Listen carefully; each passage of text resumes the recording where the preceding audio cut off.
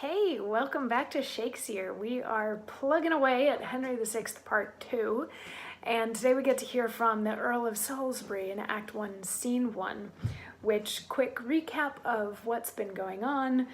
The counties of Anjou and Maine have been given back to the French when they did like all of their settlement stuff after the war. Margaret has come to marry King Henry, but she came without a dowry and they had to pay to get her there, which Gloucester was not a fan of that, and none of the rest of the guys in this scene really like that whole bit either. And then the cardinal was like, yeah, but that's the way the king wanted it, and Gloucester's like, you know what, I'm not getting into this with you right now, and he leaves. And so yesterday we had the cardinal saying, look, he just bailed, look, he's a hothead and he probably just wants to steal the crown, so let's make sure that he doesn't, let's like keep an eye on him and try to knock him down a few pegs. And they're like, yeah, okay, I guess we can do that. And the cardinal's like, all right, I'll go get Suffolk and we'll take Humphrey down. And then Buckingham and not Salisbury,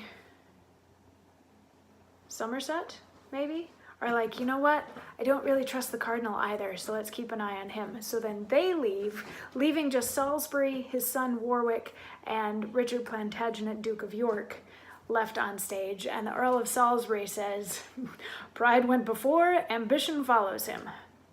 While these do labor for their own preferment, behooves it us to labor for the realm.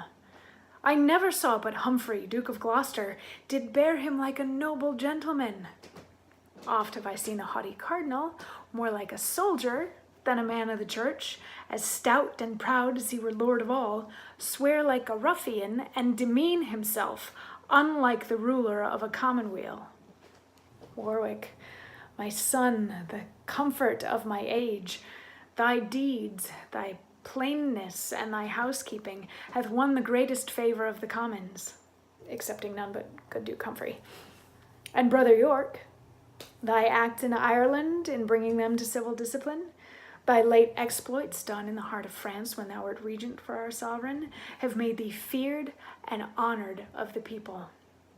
Join we together for the public good in what we can to bridle and suppress the pride of Suffolk and the cardinal, with Somerset's and Buckingham's ambition, and as we may, cherish Duke Humphrey's deeds while they do tend the profit of the land.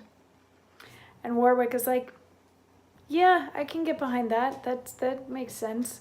Because basically what Salisbury has just said, he's like, neither of those guys, are like, the cardinal is not making sense to me. Humphrey's always been good. He's loved by the people. The cardinal's kind of a hothead. Let's keep an eye on things and make sure that things are good and really horrible stuff doesn't happen to Humphreys. And Warwick is like, yeah, Dad, you're pretty smart. I can go along with that. And York is like, sure, I'll go along with that for reasons.